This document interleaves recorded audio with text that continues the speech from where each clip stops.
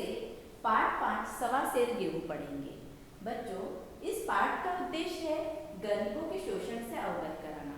यानी हम लोग तो पढ़े लिखे होते ही है बच्चों, परंतु कभी कभी क्या होता है, हम देख कर भी उन चीज़ों को समझ नहीं पाते। क्यों? क्योंकि हमें उतना ज्ञान नहीं होता है, उतना व्यवहारिक ज्ञान नहीं होता है। तो इस पाठ में हमें यह चीज़ भी बताई गई है कि गरीबों पर किस प्रकार से शोषण किया जाता है। इसी प्रकार अनुचित कार्यों का विरोध करने की प्रेरणा देना। बच्चों, कुछ काम ऐसे होते हैं जिनका जो अनुचित होते या उन्हें नहीं करना चाहिए, ये हमारी मानवता नहीं कहती है कि किसी के ऊपर हम शोषण करें या किसी से हम गलत काम करें। तो ये कार्य ऐसे होते हैं जिन्हें हम अनुचित कार्यों में लेते हैं। अगला है छल प्रपंच के प्रति सचेत रहना। बच्चों, छल प्रपंच यानी किसी को धोखा देना या किसी से ऐसा काम करवाना जो गलत हो, उसे हम छल प्रपंच में गिनते हैं या उन्हीं श्रेणी में लेते हैं। तो इस पाठ में ऐसा ही एक गरीब किसान को वहाँ के प्रधान छल प्रपंच या धोखे के द्वारा उससे उसकी खेती ले लेता है, यह बताया गया है। इसी प्रकार सामाजिक व्यवस्था के प्रति जागरूक करना। हमारे समाज में बहुत सारी वैसी प्रथाएं हैं बच्चों जो प्राचीन काल से चली आ रही है, जिसे हम जो इस पाठ में है जमींदारी प्रथा। जमींदारी प्रथा में यह होता है बच्चों कि एक जमींदार होता है गांव का और वो किसानों को अपनी ज़मीन बटाई पर देता है। बटाई पर देना होना यानी कि वो अपनी ज़मीन उसे खेती करने के लिए देता है और खेती हो जाने के बाद वो वापस उसकी जो फसल है उसके सहित वो वापस ले लेता है। मतलब ये एक तरीके से अपन ये कहें कि इसे किराए के रूप में देना, और बटाई का कुछ हिस्सा वो उस किसान को दे देता है किराए के रूप में। तो इस प्रकार से कुछ ऐसी प्रथाएं हैं जो हमारे समाज में अभी तक चली आ रही है। इस पाठ के लेखक प्रेमचंद जी हैं। प्रेमचंद जी का जन्म 1880 में लमही वाराणसी में हुआ था। मुंशी प्रेमचंद जी को उपन्यास तथा कहानी सम्राट के रूप में जाना जाता है। इनका साहित्य समाज सुधार, राष्ट्रीय भावना और सामान्य जनजीवन से परिपूर्ण है। इनका निधन 1936 में हुआ था। प्रस्तुत कहानी में सम्राट मुंशी प्रेमचंद जी द्वारा रचित है।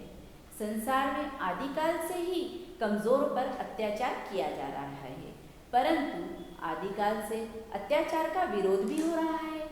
मुगल शासकों ने भारतीयों पर अत्याचार किए थे, परंतु उनका विरोध करने के लिए अनेक वीरों ने आवाज़ भी उठाई थी, परंतु उनका विरोध करने के लिए अनेक वीरों की आवाज़ जो उठाई गई उसे दबाया भी गया।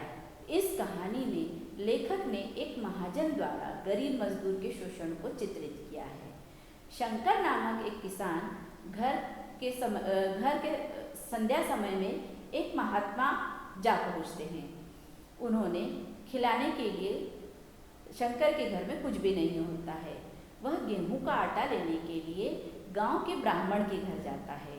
वह उनसे उधार लेकर आता है और उसे पिसाकर महात्मा जी को भोजन कराता है। शंकर ने सोचा कि खेत में ज़्यादा समय काम करके मैं उधार गेहूं चुका दूंगा, और वह वैसा ही करता है। ज़्यादा समय काम करके और वो ऋण चुका देता है।